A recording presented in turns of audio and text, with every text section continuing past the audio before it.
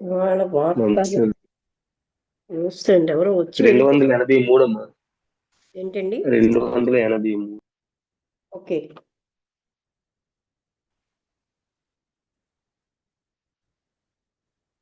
వార్తాలాపం. నేను ఇంకా ఇవాళ ఆయన ఫోన్ చేస్తారని చూస్తున్నాను. జ్ఞాపకం మర్చిపోయాను. ఈరోజు 282. నేను ఇవాళ చాలా ముందే ఆన్ చేశాను. ఎవరో వచ్చి వెళ్ళిపోయింది నేను చూడలేదు. అనుపమే వస్తారమ్మా. చాలా టైం అయింది కదా. అనుపమ మేడం గారు ఉంటారు. ఇతరులు అపకృత్యములు చేయుచుండగా చూచి ఉపదేశింపకుండుట, దీనిచే సాధకుడు శాస్త్రముల విధి నుండి విముఖత్వమును పొందును.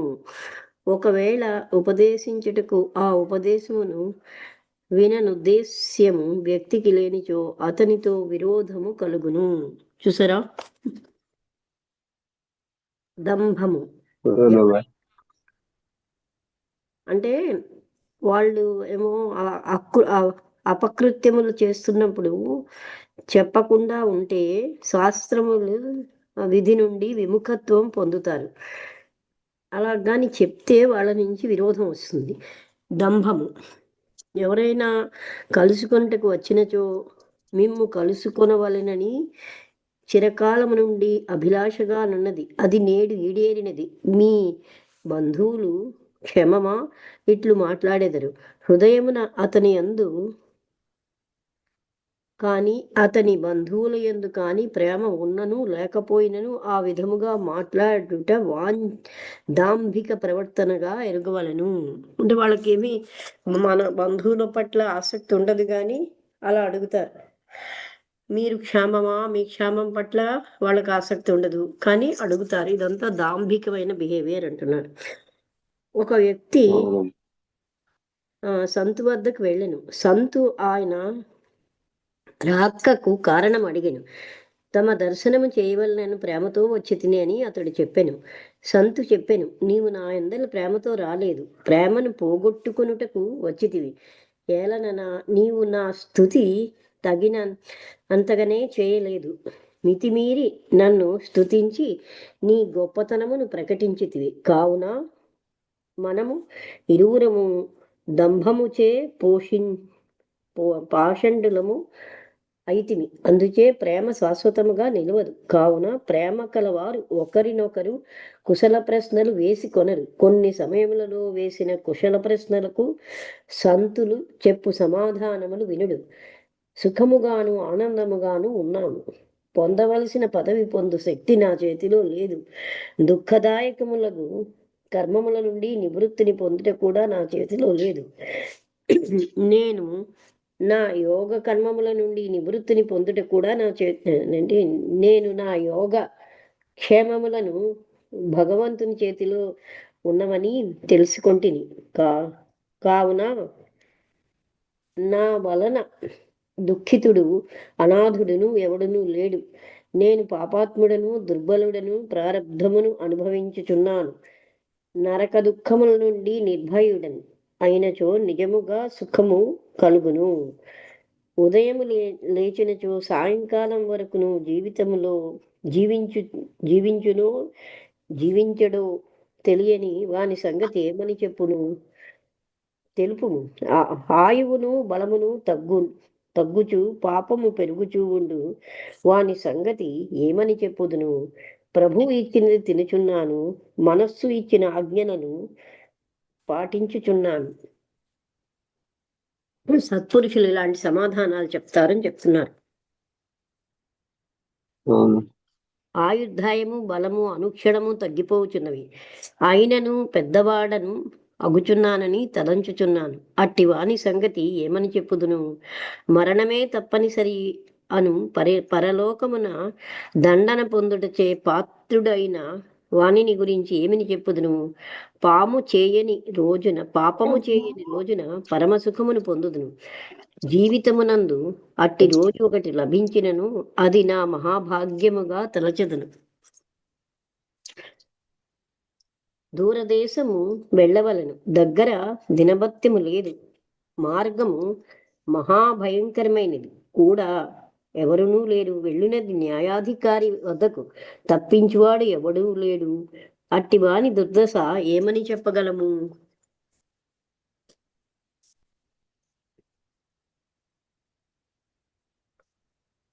పాపము. మనము ఎవరి సాంగత్యము చేయుదుమో వారి స్వభావములు మన యందు దృఢముగా నాటుకొని పోవును. ఆ సంగతి మనకి తెలియదు కూడాను. ఆ కారణంచే ఆ స్వభావం పెరిగిపోవును. మహాపురుషుని సాంగత్యము చే హృదయం కోమలమైనట్లుగానే భోగలాలసుని సాంగత్యము చే హృదయమునందు భోగముల యందు అభిరుచి కలుగును. కమ్మరి కొలిమి దగ్గర కూర్చున్నచో బట్టలు నల్లబడిపోనట్లు దుస్సాంగత్య పరిణామం కూడా అయోగ్యముగా ఉండక తప్పదు. సాత్విక పురుషుని సంగతి అత్తరు దుకాణం వంటిది. ఎవరి సాంగత్యము చే మాయ ఎందలి ప్రేమ పోయి భగవత్ప్రీతి కలుగును, వారిని ఉత్తమములుగా తలచుము. వారిని ఎప్పుడును త్యజించకుము. కాని విద్వాంసుడైనను అతని కృత్యములు మాటలను అనుసరించి ఉండకపోయినచో అతనిని తప్పక త్యజించవలెను. జన సమూహమును జన సమాగమమున ఇట్టి భయములు ఉండును. ఏకాంతమున ఉండుటచే సంసారమునందలి ఈర్ష్య, ద్వేషము, సాంప్రదాయ విరోధము మొదలగు విఘ్నముల నుండి తప్పించుకొనవచ్చును. ఉపాధి నుండి ముక్తిని పొందనగును. అందరూ తనను గురించి ఎట్టి ఆశలను పెట్టుకొనరు.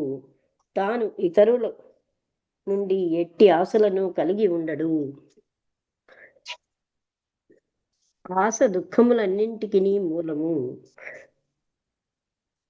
ఆశారహితుడ అవవలననిన ఏకాంతము ఉత్తమ ప్రదేశము.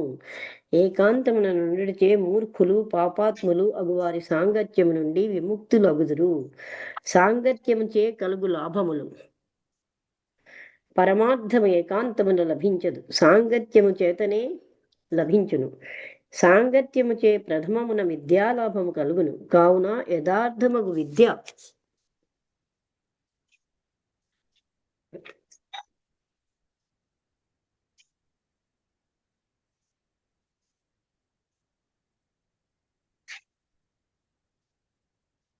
లభించే వరకును ఏకాంతముచే ప్రయోజనము లేదు. విద్యను పొందకుండా ఏకాంతమున ఉన్నవాడు నిద్ర యందును వ్యర్థమగు ఆలోచనల యందును తన సమయమును వ్యయము చేయను. అతడు భజన యందు నిమగ్నుడగునను అయినను యథార్థ జ్ఞానము కలగనిదే భజన అభ్యసించబడదు. భగవంతుని తెలుసుకొనుట ఎట్లో ఎరుగలేదు. ఏవేవియో కొన్ని విపరీత నిర్ణయములను చేసుకొని భగవానుని సమ్ముఖమునకు చేరుటకు బదులుగా విముఖుడ అయి కుమార్గమున పట్టును. రోగి వ్యాధిగ్రస్త మగును. అట్టివాని ఏకాంతము ఫలించదు. యథార్థమగు విద్యను తెలుసుకొని ఆ విధముగు కృత్యములు చేసి అట్టి ఉపదేశములను చేయువాడు మహోత్తముడు. ఉపదేశమును తీసుకొనుటయును ఇచ్చుటయును ఏకాంతమున జరగదు. సాంగత్యము చే ఇతరులను సంతోషపరచవచ్చును. ఏకాంతమున ఎట్టి సేవయును చేయలేము. సాంగత్యం చే సహనము మొదలగు గుణములు కలుగును. అనేక విధములకు సందేహములను సంకల్పములను పోవును. అన్యోన్యము ప్రేమ అనే వృద్ధి పొందును. సమూహము చేతను వారితో కలిసి ప్రవర్తించుట చేతను నిరభిమానము వినయమును పుట్టును. ఏకాంతమున ఇతరులకు విపరీతములకు భావములు పుట్టును.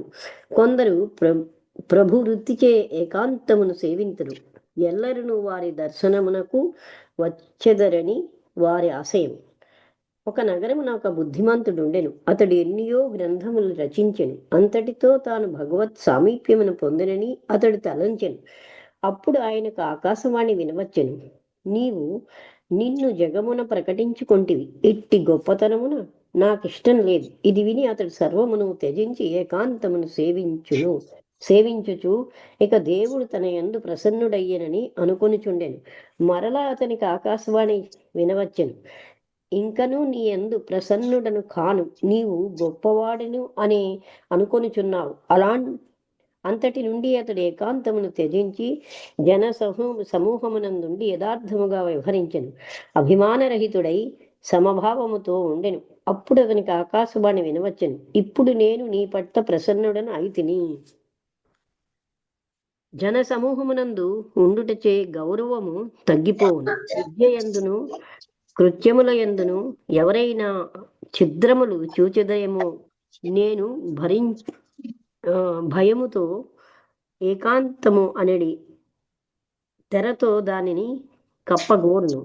జనులు ప్రతిదినము తన దర్శనమునకు వచ్చి తనకు సాష్టాంగ దండ ప్రణామములు చేయవలనని ఆశించును. ఈ విధముగా ఏకాంతము దంభము మాత్రమే. ఏకాంతమునందుండు వ్యక్తి ఎప్పుడును భజనను తత్వ విచారము వీనిని మరువరాదు. జిజ్ఞాసువు ఈ 2 రకముల స్థితులను పొందనంత వరకును యథార్థ భేదమును తెలుసుకొనలేడు. జగమంతయు నశ్వరం అనే జ్ఞానం ప్రథమమున కలగవలెను. తరువాత జగము తనను ఏమనినను బాధ కలుగని మనస్సును పొందవలెను. అటులనే మానవమానముల భయము ఇంచుకంతయ్యను ఉండరాదు. అట్టి నరుడే ముక్తుడు. తన అధికారమును గమనించి అధికారమును అనుసరించి ప్రవర్తించుచుండవలెను. ఏకాంతమునందు ఉండు తన కర్మదయ చేతను వాక్కు చేతను ఎవరికి ఖేదము కలగరాదని తలచవలెను. అటులనే జగత్తు యొక్క ఉపాధి చే తనకు దుఃఖము కలగరాదనియును భావించి అన్ని విధములకు చిక్కుల నుండి బయటపడి భగవద్భజనమునందు అవధానమును కలిగి ఉండవలెను. ఇట్టి నిశ్చయము కలిగిన వానికి సర్వసంకల్ప నిరోధమును కలుగజేయునది ఏకాంతమే. ఏకాంతమున ఉండువారు ఆహార వస్త్రాది సంయమమును పాటించవలను. ఎవడైనా తన కృత్యముల చేతను వాక్కుల చేతను దుఃఖము కలుగజేసినను అతనిని క్షమించవలను. తన నిందాస్థితుల వల్ల లక్ష్యమును ఉంచరాదు. ధర్మకార్యముల యందు అవధానమును నిలిపి తన ఉత్తమ కార్యమును సిద్ధింపచేసుకొనవలెను. ఇంతలో పీఠడియా అనే గ్రామం నుండి కొంతమంది రైతులు స్వామివారి దర్శనార్థము ఏతించిరి. ప్రసంగవశమున వారు పలికిరి. 4-5 రోజులకు పూర్వము ఈ పరిశ్రమలకు ఒక అవధూత వచ్చిరి. వారు పంచాగ్ని మధ్యమున తపము చేయుదురు, గంజాయి మిక్కుటముగా త్రాగుదురు. అచ్చటికి ఎవరైనా సాధువులు వచ్చినా వారిని ప్రశ్నించుము, నీ మఠము పేరేమి? నీవు గంజాయి త్రాగునప్పుడు ఉచ్చరించు మంత్రమేది? నీకు ఆ మంత్రం వచ్చునా? ఈ మంత్రం వచ్చునా అని ప్రశ్నించును. సాధువులు సమాధానమును చెప్పలేకపోయినచో వేళాకోళము చేయుచు గంజాయి త్రాగుటకు అలవాటు పడిన వారు అనేకులు అచ్చటకు చేరి, స్వామి, గంజాయి త్రాగుట వలన ప్రయోజనమేమి అని వారిని ప్రశ్నించిరి. ఆయన ఇట్లు సమాధానము చెప్పెను.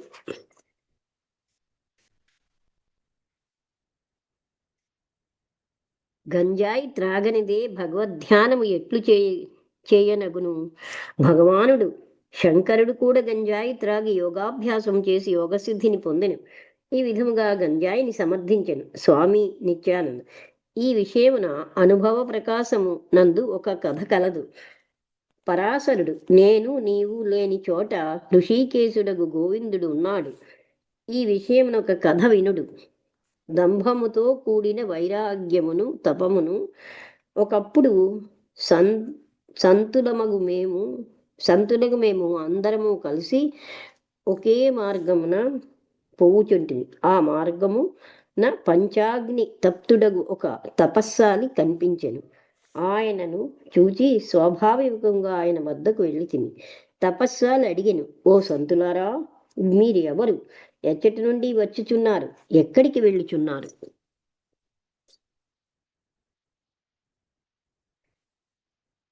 జడభరతుడు చెప్పెను, నీవు ఇప్పుడు ఉన్నట్లుగాను గనే ఎల్లకాలములు ఎందును అగ్నిలో కాలుచునే ఉండుము. వ్యర్థముగా మమ్ము అడుగుట చే నీకు ఏమి ప్రయోజనము సిద్ధించినది? కానీ గోవిందుని భక్తి లేనిదే కర్మములన్నీను వ్యర్థము. కావున గోవిందుని భజింపు, దానిచే ద్వైత మాలిన్యము తొలగును. భజన చేయకుండా పీల్చు శ్వాస నిరర్ధకమని తెలుసుకొను. మాంసపు ముద్దను వంటి జిహ్వ భజనము చేయనిదే వ్యర్థముగా నోటిలో నుంచుకొనదగదు. వ్యర్థమగు మూర్ఖ ప్రలాపముల కొరకు జిహ్వా జిహ్వ సృజించబడలేదు. నోటితో భజన చేయుచు పాపముల యందు మనస్సు సంచరించుచున్నచో మేలు ఎట్లు కాగును? భజన మానవ కళ్యాణమునకు సంబంధించినది. ఇందు ప్రారబ్ధమును అంగీకరించవలను. ధన సంపాదనమునందు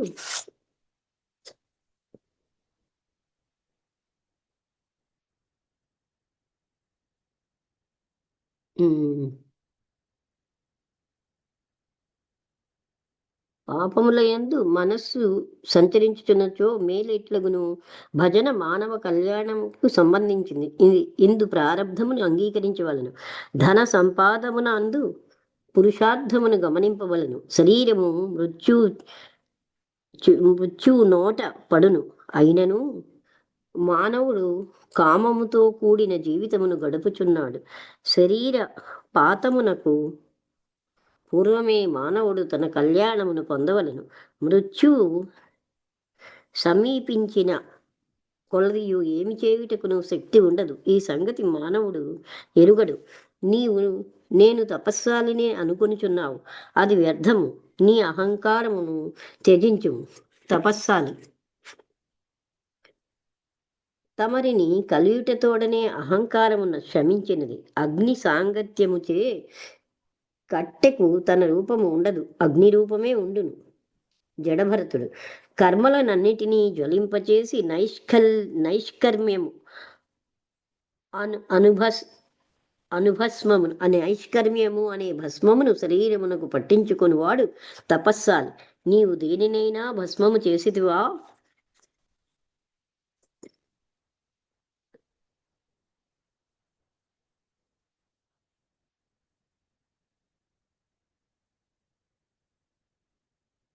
తపస్సాలి, చెప్పు వివేకము లేదు.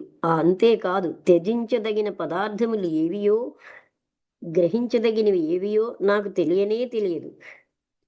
జడభరతుడు, ఓ తపస్సాలి, దుఃఖదాయకములకు పదార్థములను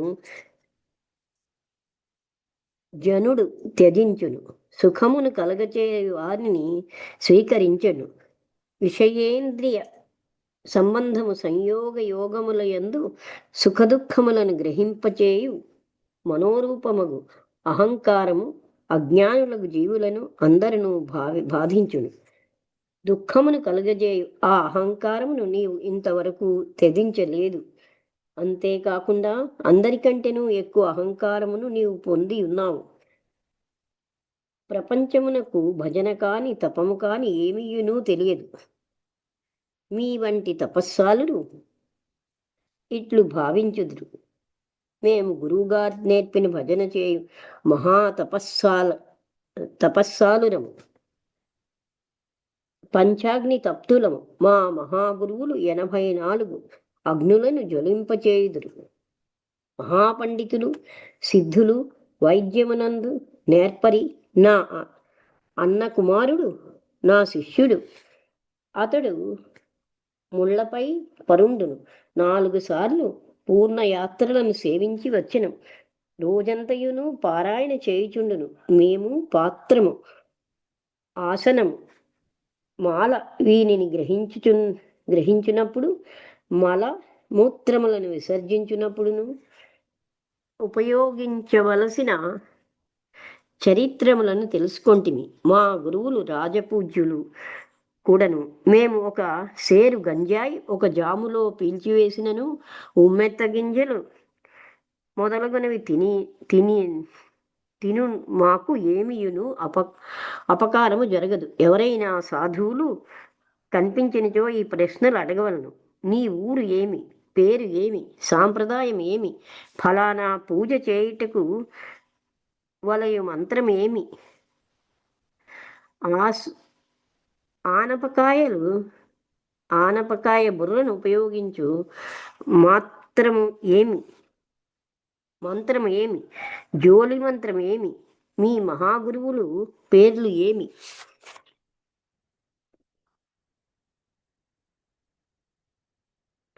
ఈ అన్నింటికీ నీ సంతృప్తికరమగు సమాధానము చెప్పినచో వాడు ఎంత హీన శ్రేణికి చెందినను సాధువుల పంక్తిలో కూర్చున్న అధికారమును పొందుచున్నాడు. అసలు చెప్పకపోయినను, ఏదైనా కొన్ని చెప్పలేకపోయినను, గురువు లేనివాడు అయినను సాధువులలో లెక్కించబడడు. మంత్రములు తెలియని అతని ఆనపకాయ బుర్రయు జోలియును లాగికొనవలెను. మరి ఒక వేషముతో విద్వాంసుడెవరైనా వచ్చినను వారికి ప్రేమతో భోజనాదులు సమర్పించరాదు. అన్నము పెట్టుట కూడా సందేహించవలెను. అతడు అన్య సాంప్రదాయమునకు చెందినవాడగుటిచే పంక్తి బాహ్యుడు. గృహస్థుడు ఎవడైనా కళ్యాణం కొరకు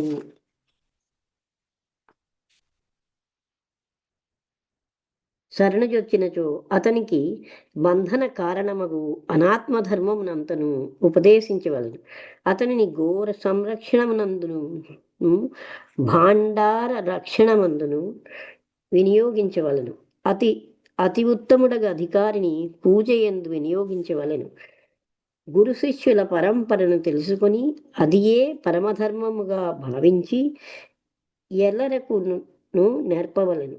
మరొక మౌఖిక భక్తియే సమస్తమును అని ఈ తపస్సాలురు చెప్పుచున్నారు. కానీ వీరు తమ భక్తి యొక్క యథార్థ స్వరూపమును నిశ్చయింపలేరు.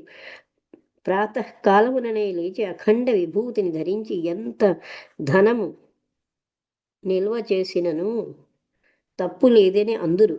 నిరహంకారులై సత్సంగ ప్రతాపముచే స్వరూపమును తెలుసుకొని వారు ఎక్కడో ఉందురు.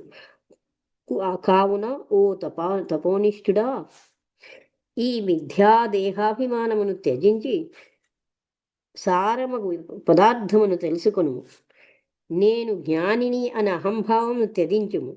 ఇక మిగులునది అవాచ్యమగు పదము.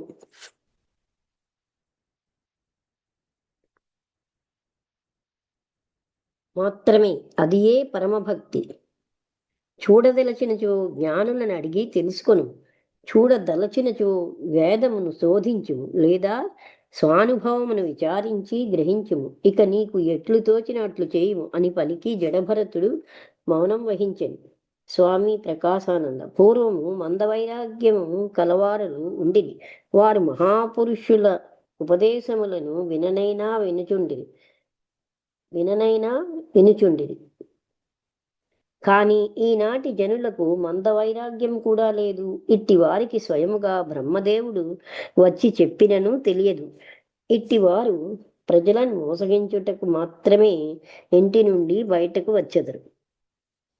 ఇది విని రాజుగారు చెప్పిరి, నేను చిన్నవాడుగానున్నప్పుడు సాధువుల గుంపులో ఇక్కడికి వచ్చేడివారు. వారికి స్వయం పాకం మొదలగునవి నేను పంపెడివాడను. వారికి గంజాయి మొదలగు వస్తువులు కూడా ఇచ్చేడివాడను. సాధువులు గంజాయి త్రాగి భజన చేదురని, కావున వారికి గంజాయి ఇచ్చుట మా ధర్మమనియు మా పెద్దలు చెప్పిడివారు. స్వామి శంకరానందజీ వినోదార్థము ఇప్పటి వారికి తెలివి లేదు. మా గురువుగారు ఒక గుక్కలో చిలుము అంతా పట్టేసేవారని చెప్పుచుండెడివారు. ఇది విని అందరూ నవ్విరి. స్వామి ప్రకాశానంద మోహము అనే మద్యమును పానము చేసి ప్రతి ప్రాణియు స్పృహ తప్పియే ఉన్నాడు. దానిపైన ఈ భంగు గంజాయి నుండి మాదక ద్రవ్యములను సేవించి ఇంకను మత్తు పొందినచో పూర్తిగా స్పృహ తప్పిపోవును. గంజాయి త్రాగి మతి పోగొట్టుకొనినా సాధువులను అనేకులను చూచితిమి. పూర్వము వారు చెప్పిన ప్రకారము రాజులును శ్రీమంతులు తమ సర్వస్వమును త్యజించి సన్యసించేవారు. వారిలో జగడములు ఉండేటివి కావు. కానీ ఈనాడు ఆ పద్ధతి లేదు. తిండి లేకపోయినచో సన్యాసం తిండికి ఆధారము అగుచున్నది. ఇక జగడములు ఎందుకుండవు? రాజుగారు సన్యాసము స్వీకరించిన తర్వాత జగడము ఆడుటకు గల కారణమేమి? దృష్టి 3 రకములు.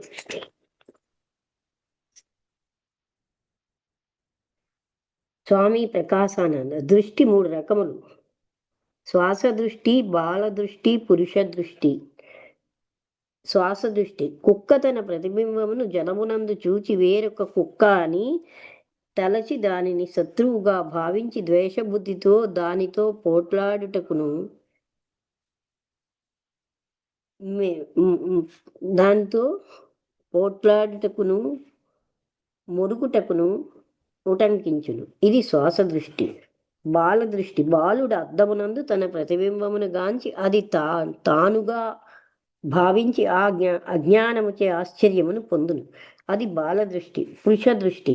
పురుషుడు అద్దమునందు అనేక ఆడంబరములతో తన ముఖాలను చూచి అవి అన్నీ నేనే అని భావించును. శ్వాస దృష్టి యందు అజ్ఞానులు శత్రుత్వ మిత్రుత్వ భావముచే భేద దృష్టిని పొంది రాగద్వేషములు పెంపొందించెదరు. బాలదృష్టి యందు శాస్త్రాభ్యాసము చేసినను గురువుల వద్ద విద్యను అభ్యసించినను అనుభవం కలగదు. ఎప్పుడో ఒకప్పుడు రాగద్వేషములు స్ఫురించు. తత్వ విచారమే వానిని తప్పించగలుగును. పురుష దృష్టి యందు జగము అంతయును నా స్వరూపమే అనే జ్ఞానము కలుగును. అట్టి వారి యందు రాగద్వేషములు ఉండవు. మొదటి వానిని అజ్ఞాని అని, రెండవ రకపు వ్యక్తిని జిజ్ఞాసు అని, మూడవ రకపు వ్యక్తిని జ్ఞాని అని చెప్పవచ్చును. భగవానుడు చెప్పెను, దేహం ఉద్దిశ్య పశవత్ వైరం కుర్యాత్ న కేనచిత్. పశువు వలె దేహము కొరకు ఎవరితోనూ వైరమును పొందరాదు.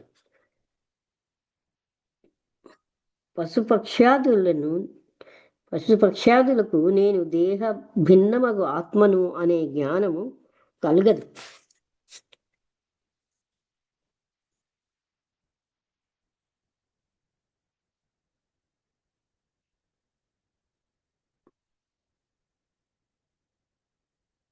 పశుపక్ష్యాదులకు మనుష్యునికి మాత్రమే శాస్త్రము ద్వారా అట్టి జ్ఞానం కలుగును. మనుష్యులలో కూడా పామరులకు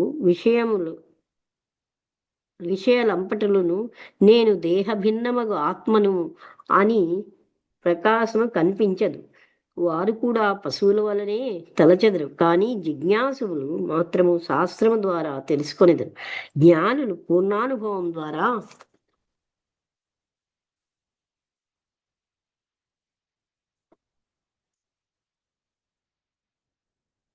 తమ వాస్తవిక స్వరూపమును తెలుసుకొని ఆనందమును పొందెదరు. తన వాస్తవిక స్వరూపము తెలుసుకున్నంత వరకును మనుష్యులు కూడా పశువుతో సమానుడేనని గ్రహించగలను. జ్ఞానేన హీనాః పశుభిః సమానాః. జ్ఞానము లేని వారు పశువులతో సమానులని శాస్త్రములు ఘోషించుచున్నవి. ఇంతలో ఒక బ్రాహ్మణుడు కన్యాదానం చేసుకుంటకు ఏమైనా ఇప్పించమని వేడుటకు రాజుగారి వద్దకు వచ్చెను. ఇప్పుడు ఖాళీ లేదు, రేపు రమ్ము అని రాజుగారు సమాధానం చెప్పిరి. స్వామి నిత్యానంద. ధర్మరాజు దగ్గరకు ఒకనాడు ఒక యాచకుడు వెళ్ళెను. అతనితో ధర్మరాజు, రేపు రమ్ము, నేడు ఖాళీ లేదని చెప్పెను. ఆ సమయమున భీమసేనుడు అచ్చటనే కూర్చుని ఉండెను. అతడు వెంటనే వెళ్ళి మంగళవాయిద్యములు వాయించవలనని అనెను.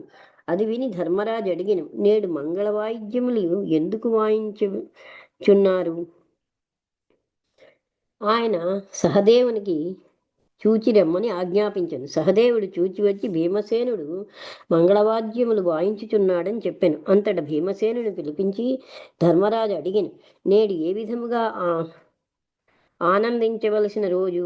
ఎందుకు నీవు మంగళవాద్యములు వాయించుచున్నావు? భీమసేనుడు చెప్పాను, మీరే ఆ యాచకుని రేపు రమ్మని చెప్పిరి.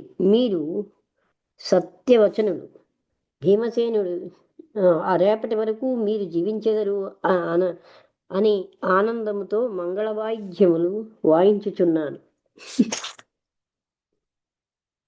ఆ సమాధానం విని ధర్మరాజు సిగ్గుపడి ఆ బ్రాహ్మణుని వెంటనే పిలిపించి సత్కరించను.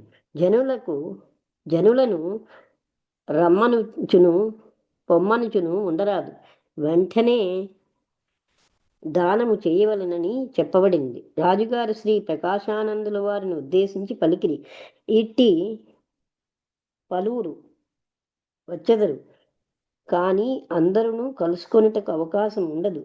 అయినను శక్తి కొలది చేయుదురు. స్వామి ప్రకాశానంద. ఒక రాజు సభ చేసెను. ఆ సభలో ఒకవైపున అధికారులు మరి ఒక వైపున వర్తకులు కూర్చొని. రాజు దగ్గర నగర శ్రేష్ఠి కూర్చుని ఉండెను. రాజు నగర శ్రేష్ఠిని అడిగెను, నీ వద్ద ఎంత ధనము కలదు? నీకు ఎంతమంది సంతానము? నగర శ్రేష్ఠి, నా దగ్గర 25 లక్షల రూపాయలు గలవు. నాకు ఒక కుమారుడు కలడు. ఈ సమాధానమును విని అందరూ విచారించిరి. నగర శ్రేష్ఠి విషయమును గమనించి ఇట్లు పలికెను, నేను చెప్పిన మాటలను తమరు తెలుసుకొనలేరు. నా దగ్గర ధనమైతే 5 కోట్లు కలదు, కానీ అందులో 25 లక్షల రూపాయలు మాత్రమే నా చేతిలో ధర్మము చేసి తిని, అది నా పరలోకమున దాచబడినది. అటులనే బిడ్డలు 4 కలరు, కానీ వారిలో ఒకడే నా ఆజ్ఞను మన్నించును. శరీరమునందు పుట్టిన క్రిమి కీటకాదుల వలె మిగిలిన వారు నన్ను బాధించెదరు. కావున వారిని నేను బిడ్డలు అనుకొంటలేదు. పుత్రోయంతు భక్తిమాన్, భక్తి కలవాడే పుత్రుడు. అదే విధముగా తన చేతితో సన్మార్గమును ఉపయోగింపబడిన ధనం మాత్రమే మనతో వచ్చును. ధనాని భూమౌ పశవశ్చ గోష్ఠే భార్యా గృహద్వారి జనాః శ్మశానే దేహశ్చితాయాం పరలోక మార్గే కర్మానుగో గచ్చతి జీవ ఏకః. దేహపాతములో ధనము భూమి మీద పడిపోవును, పశువులు పశుశాలలో ఉండిపోవును, భార్య ఇంటి గుమ్మము వద్ద ఉండును, ఇతర జనులు శ్మశానము వరకు మాత్రమే వచ్చెదరు. కర్మలతో కూడిన జీవుడు మాత్రమే పరలోకమునకు పోవును. అనగా మృత్యువు తర్వాత దారాపుత్రాదులు ఎవరునూ కూడా రారు. కర్మను అనుసరించి ఒంటరిగా పరలోకమునకు పోవును. రాజు తమ వంటి మహాత్ముల్ని ఎల్లప్పుడూ సత్కర్మలను ఆచరించెడు చుండునట్లు ఆశీర్వదించండి. ఇదే నా ప్రార్థన. నా దగ్గరకు అడుగుటకు చాలా మంది వచ్చెదరు. అందరకును నేను ఎక్కడి నుండి ఇవ్వగలను? నేను సామాన్య సంసారినైతే ఎవరునూ రారు. పెద్ద రాజ్యము ఉన్నచో అడిగినదంతయు ఇవ్వగలిగి ఉండేవాడను. నా దురదృష్టముచే చాలా మందికి లేదని చెప్పవలసి వచ్చుచున్నది. నా స్థితి గోచీకి పెద్ద, అంగవస్త్రమునకు చిన్న.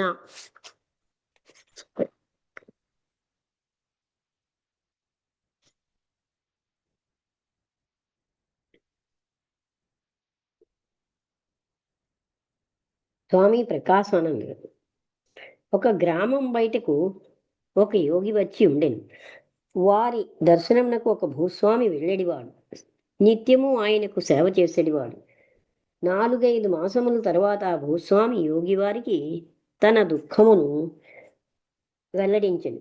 నా కుమారులకును కుమార్తెలకును పెండ్లిండ్లు చేయవలసి ఉన్నది. తగిన ధనము లేదు. మా జాతిలో చాలా ఖర్చు అగును. మా జాతి వారే దర్బారు మా జాతి వారే దర్బారు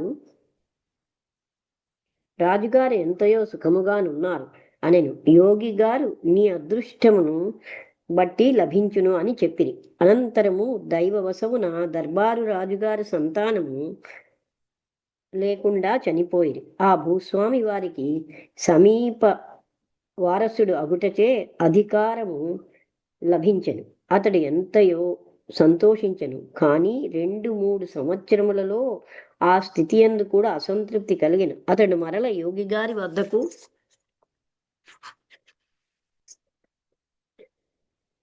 వెళ్ళ పలికెను. లౌకిక బాధ్యతలు పెరిగిపోయినవి, ఖర్చులు పెరిగిపోయినవి, వచ్చు ధనము అందుకు కూడా సరిపోవటలేదు. ఇంతకంటే భూస్వామి జీవితమే మెరుగు. ఏదైనా పెద్ద రాజ్యం ఉన్నచో బాగుండును. అనేక మంది నా దగ్గరకు వచ్చెదరు. వారికి ఏమి చెప్పను? కొలది కాలములో ఆ దేశ పెద్ద రాజే వంశహీనుడయ్యెను. వారి వంశమునకు కూడా ఈ రాజుగారే సమీప బంధువులగుడిచే ఆ రాజ్యము కూడా ఇతనికే దక్కెను. ఇక అతని ఆనందమునకు అంతులేదు. నెమ్మదిగా ఆ రాజ్యము అనిన కూడా అతనికి విరక్తి కలిగెను. అతడు యోగి వద్దకు వెళ్ళి చెప్పెను, ఈ రాజ్యం ఉపాధిని పెంచుచున్నది. ఊరి శరీర దండన, ఇతర రాజులతో శత్రుత్వము, ఇట్టి అనేక కృత్యములు నాకు ఇష్టము లేనివి చేయవలసి వచ్చుచున్నది. ఈ మాటలు విని యోగి గారు ఇట్లనిది, నిజమగు సుఖము కోరిన చో నావలే గుహలో కూర్చును.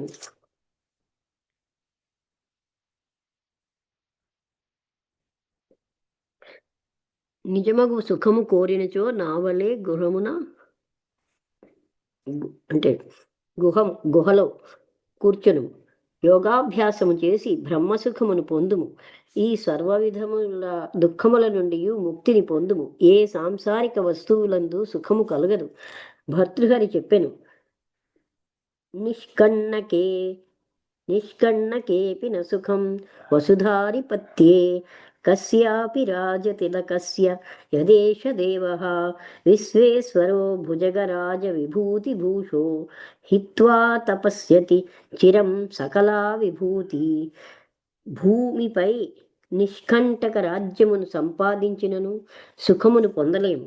కావుననే పెద్ద సర్పములను భస్మమును అలంకారముగా ధరించి విశ్వేశ్వర మహాదేవుడు సకల విభూతులను త్యజించి చాలా కాలము తపము చేసెను. స్వామి శంకరానందులు రాజుగారితో వినోదార్థము పలికెను. తమకు పరమాత్ముడు చిన్న రాజ్యమునిచ్చెను. భూస్వామి అయినచో బీదలకు దానము కానీ సన్యాసులకు భిక్ష కానీ చేయలేకపోయేవారు.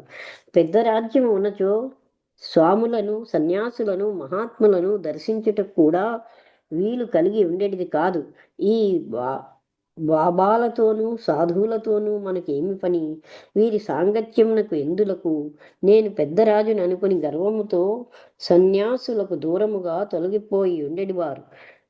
తమరు సామాన్య భూస్వామి కాదు, పెద్ద రాజును కారు. మీకు భోగభాగ్యములకు లోటు కూడా ఏమీనూ లేదు. 40-50 మోటార్లు కలవు, పెద్ద మంగళాలు కలవు, సర్వవిధ సౌఖ్యములను అనుభవించుచూ కూడా ఉన్నారు. వీనితో పాటు స్వాముల యొక్కయు సన్యాసుల యొక్కయు సాంగత్యం కూడా పొందుచున్నారు. స్వామి ప్రకాశానంద శాస్త్రజ్ఞులు చెప్పుచున్నారు, నా విషయ భోగో భాగ్యం యోగ్యం ఖలు యత్ర జస్తు మాత్రమపి బ్రహ్మేంద్రరుద్ర మృగ్యం భాగ్యం విషయేషు వైరాగ్యం. విషయభోగము జంతువులకు కూడా భాగ్యం కాదు. బ్రహ్మము, ఇంద్రుడును, రుద్రుడును కూడా విషయ వైరాగ్యము అనెడు భాగ్యమునకు వెదుకుదురు. మెరపు వెలుతురు వంటి క్షణికములకు మాయిక పదార్థముల యందు వైరాగ్యము కలుగుట నిజమగు భాగ్యము. ఆ వైరాగ్యాది సాధనములు బ్రహ్మసుఖమును లభింపచేయును. ఇది విని శ్రీ స్వామి నిత్యానందులు ఎంతయో ఆనంద